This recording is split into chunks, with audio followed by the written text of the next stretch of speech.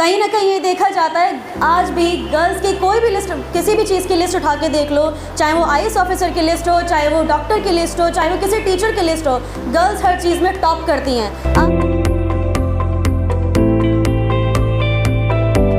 अस्सलाम वालेकुम to all of you.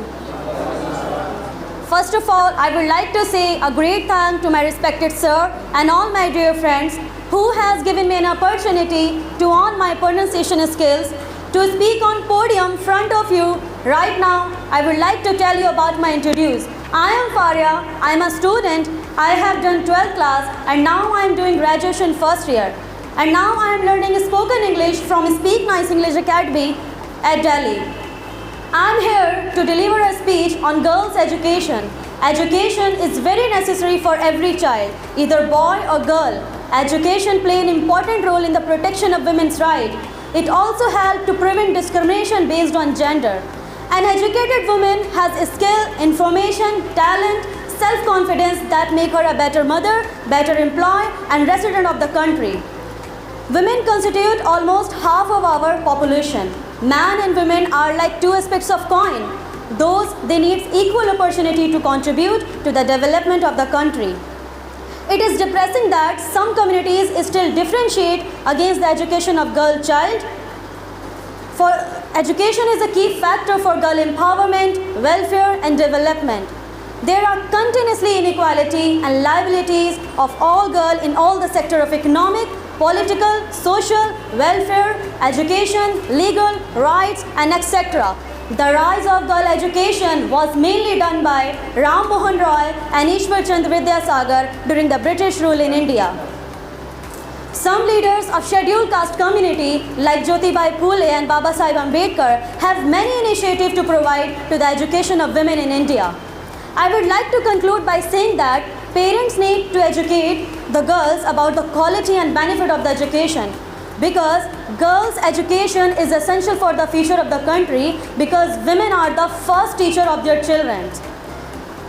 The best part is that our Prime Minister has made a very good initiative to provide the education of girls through the Beti Bachao Beti Padhao campaign in the village.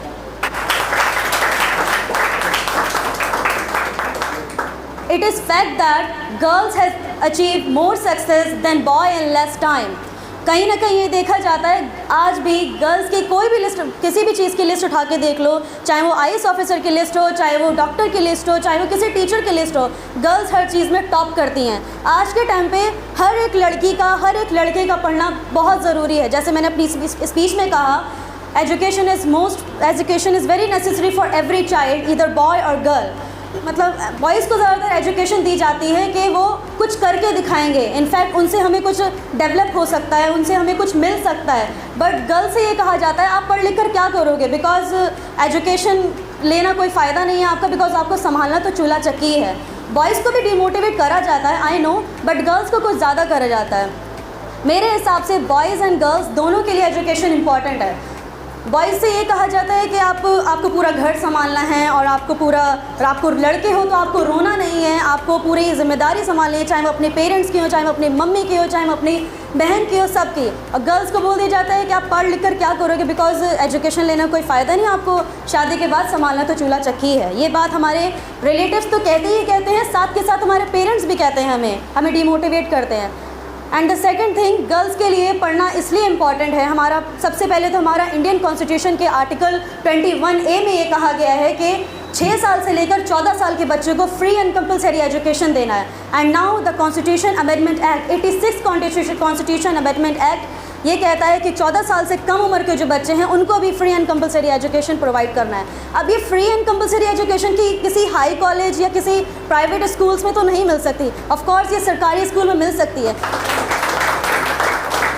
लड़कियों का इसलिए पढ़ना बेहद ज़रूरी है, by chance कभी शादी के बाद उनके रिलेशन अच्छे नहीं चलते हैं या खुदा न खास्ता उनके शौहर की फौत हो जाती है, तो उनके पास एक ये मोस्ट पावरफुल वेपन है कि वो कुछ कर सकती हैं, अपनी एक पहचान बना सकती हैं, अपनी एक जगह बना सकती हैं और कुछ अर्न कर सकती हैं। जैसे मैं आपके सामने खुद एक एग्जांपल हूँ, मेरी फाइनेंशियल कंडीशन इतनी स्ट्रांग नहीं है, मेरे बैकग्राउंड में मेरे फैमिली की फाइनेंशियल कंडीशन इतनी स्ट्रांग नहीं है, बट मैं खुद एक स्टूडेंट भी हूँ और एक टीचर भी हूँ।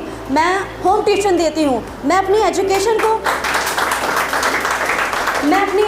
को कहीं ना ना कहीं एक्सप्रेस करने की कोशिश करती हूँ, बिकॉज मेरे पेरेंट्स ने मुझे जो एजुकेशन दी, मुझे वो एक्सप्रेस करना है, उसके बदले में मुझे कुछ अर्न करना है। बिकॉज मुझे कहीं ना कहीं लगे तो मैं सेटिस्फाई तो हूँ कि यस मैं कुछ कर सकती हूँ, आई एम इंडिपेंडेंट गर्ल, मैं बन सकती हूँ।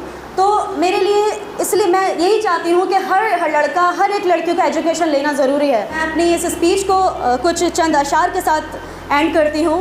मत करो परवाह उनकी जो देते हैं आस्ताने, मत करो परवाह उनकी जो देते हैं आस्ताने, झुका देंगे सर उनके भी जब आएगा तेरा ज़माना। Thanks for listening to me carefully and have a wonderful day.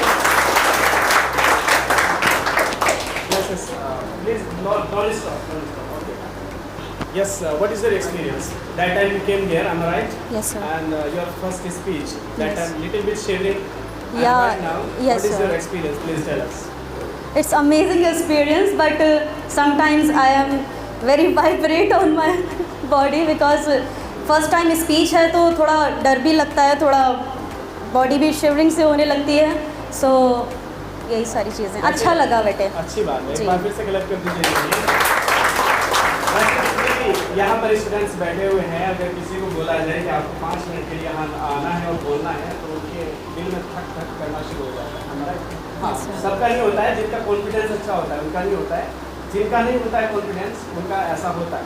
कुछ लोग ऐसे होते हैं, बड़े बड़े प्रोफेसर होते हैं जो टीचिंग तो बड़े अच्छा ज़बरदस्त लेवल पे कराते हैं, टीचर बड़े ज़बरदस्त है, लेकिन जब बोलने की बात आती है, स्टेज पे जाने की बात आती है तो वो पीछे हट जाते हैं। पता है क्यों?